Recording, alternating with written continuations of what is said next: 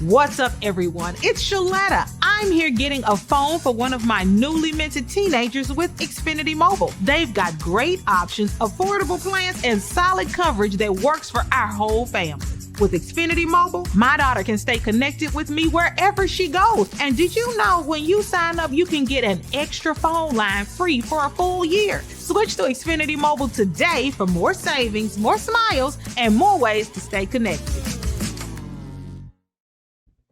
It's Not Your Fault is a podcast for parents, caregivers, and young people navigating the world and its challenges. Here's your host, Brandon Jones. Greetings, everyone, and welcome back to another installment of It Is Not Your Fault, a teen mental health podcast. I'm your host, Brandon Jones, and today we are responding to the school shooting that took place a few weeks ago, but is still lingering on, and the issue continues to happen within many different communities throughout the United States. And what are the mental health impacts of this, especially for adolescents who may have fear? What are the mental health lessons in this for adolescents who may deal with isolation? And what are the ramifications for communities that have been struck with the level of grief, such as Madison, Wisconsin did not too long ago? So we're going to dive into that. This is one of those unfortunate dynamics and situations that we have in our society where young people do fall victim to gun violence, especially in places like schools, whether that's in the actual school building or outside of school grounds.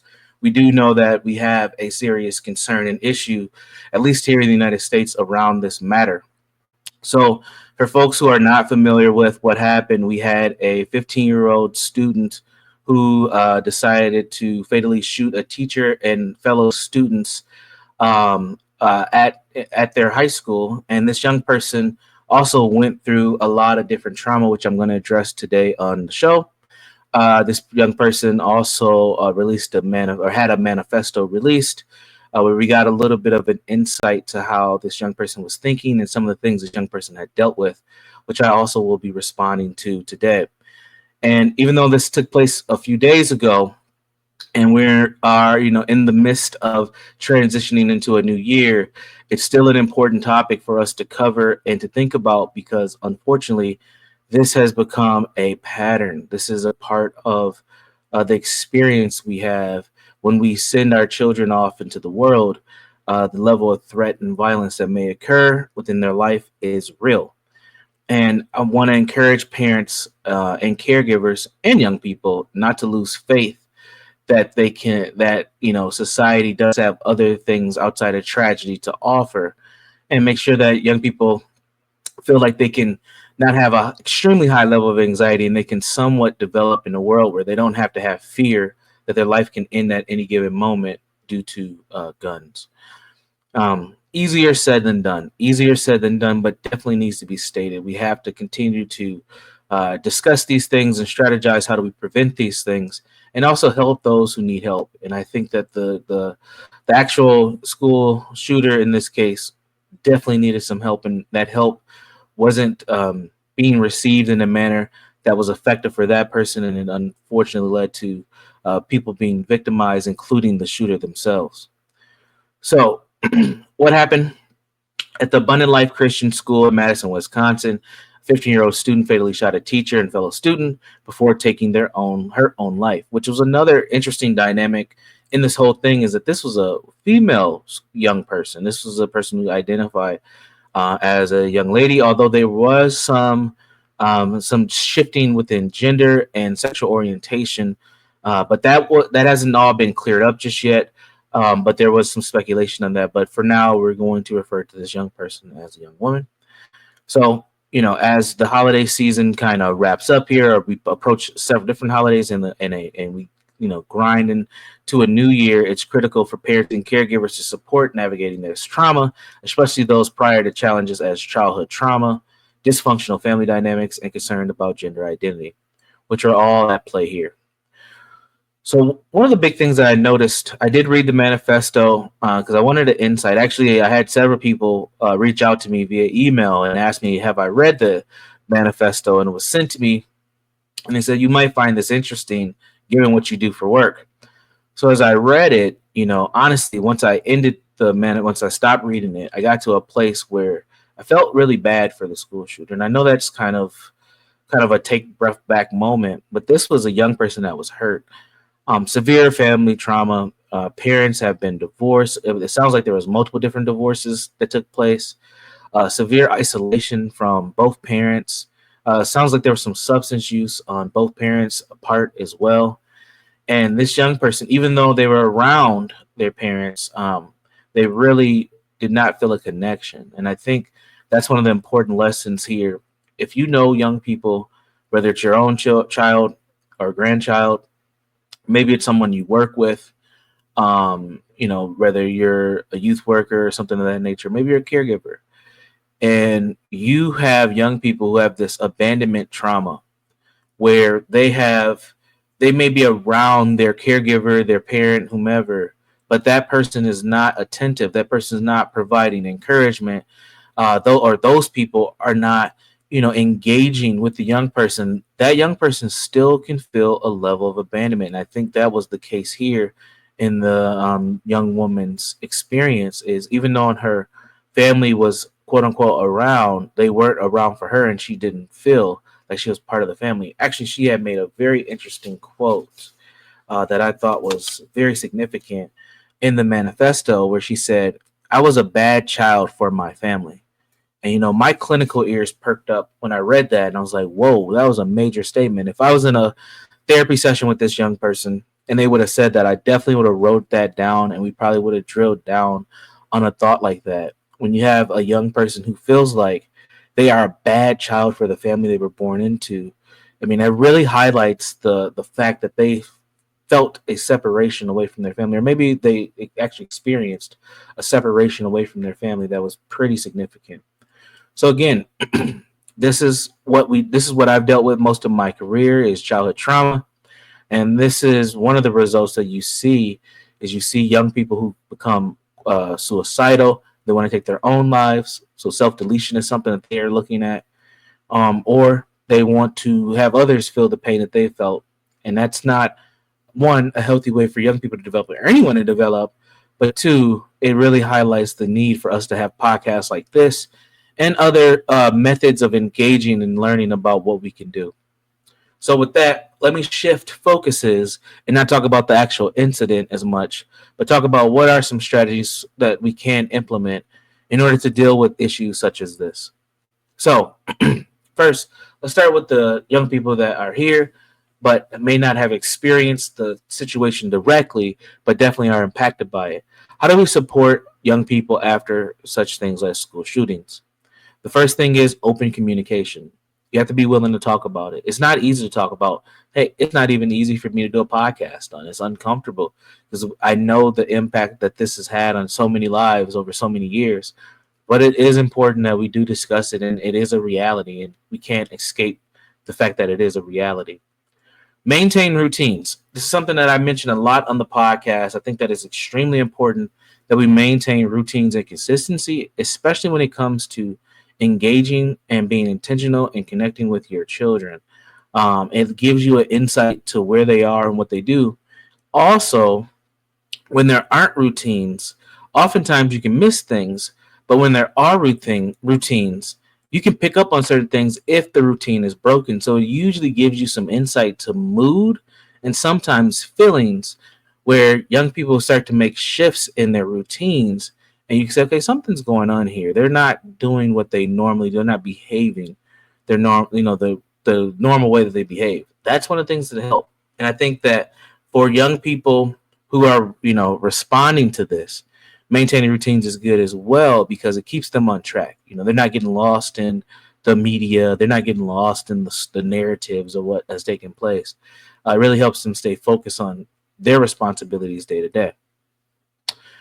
Speaking of media, limiting media exposure is another strategy that I would encourage folks to do. It's important to be informed, and I'm not saying get rid of it, but I am recommending not doing so much of a deep dive that you become immersed in it. And in my research on this over the last few days, that definitely has taken place where people are doing a deep dive, and there's all types of conspiracy theories. There's all types of things. Those could be true. I don't know. But I don't think that we need to have such a deep dive for young people on something such as this. I think the impact of what actually happened is more significant than what could have led to it. So limited media exposure, I think, is good. We don't want to overwhelm and have create secondary trauma or even burnout due to just being overly exposed to things that are taking place regarding this incident. And then, of course, the last suggestion I have is to seek professional help. Always good to talk to a professional about this and to have someone who's trained to help navigate, mental and emotional health needs through crisis. There isn't a lot of therapists who specialize in, school shooting response, but there are a lot of therapists who can help with the other things that surround that. And I would highly encourage folks that if you believe you're a young person, or if you're a young person listening, you believe you need a higher level of engagement and some support, definitely reach out and try to get connected to a mental health professional if you can.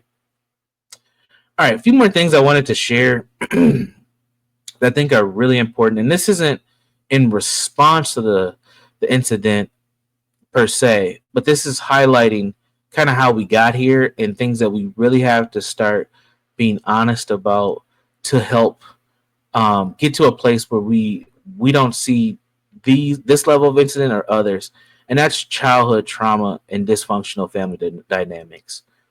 The manifesto gave us an insight to this young person's experience, and it was just filled with dysfunctional family dynamics and a lot of childhood trauma and pain.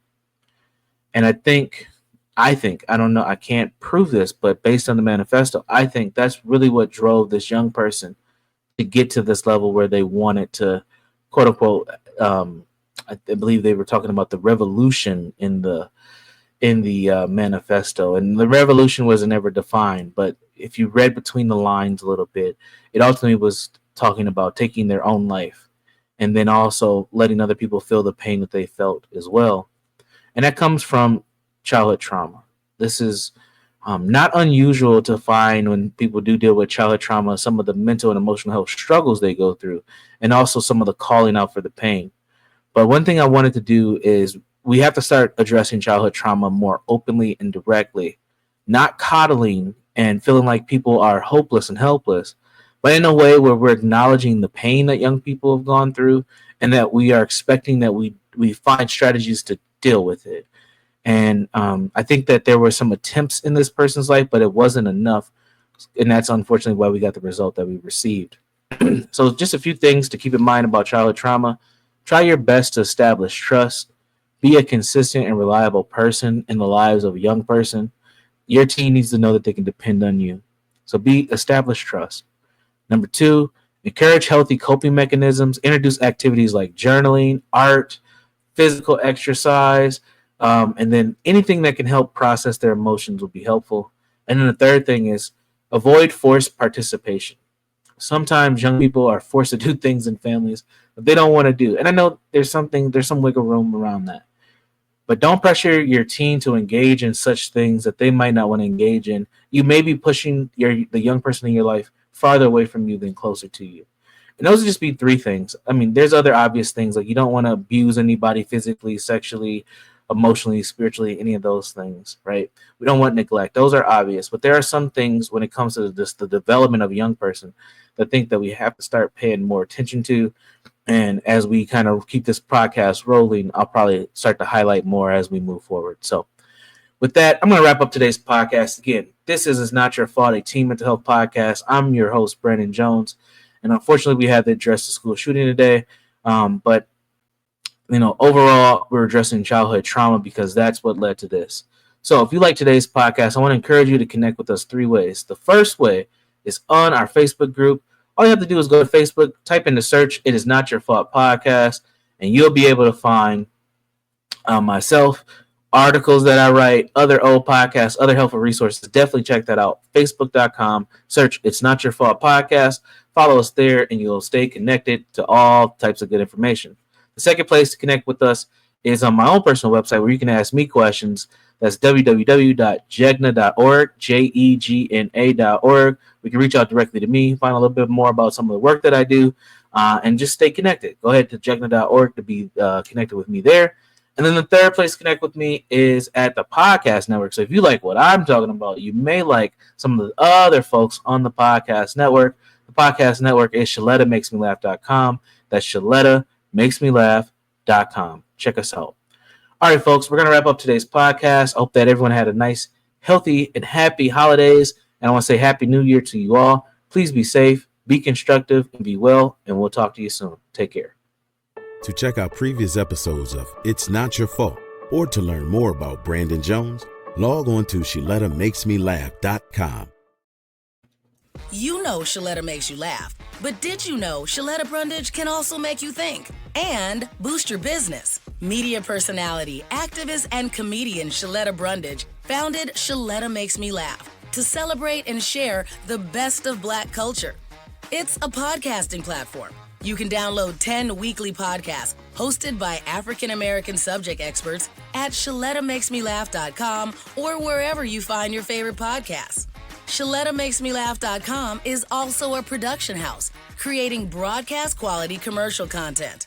And Shaletta and her team of storytellers create powerful promotional campaigns to get businesses the brand awareness they're looking for. Some of Minnesota's top businesses trust Shaletta, and you can too. Get out the word about your events and products and get in front of communities of color with ShalettaMakesMeLaugh.com. She's got the power to help your business.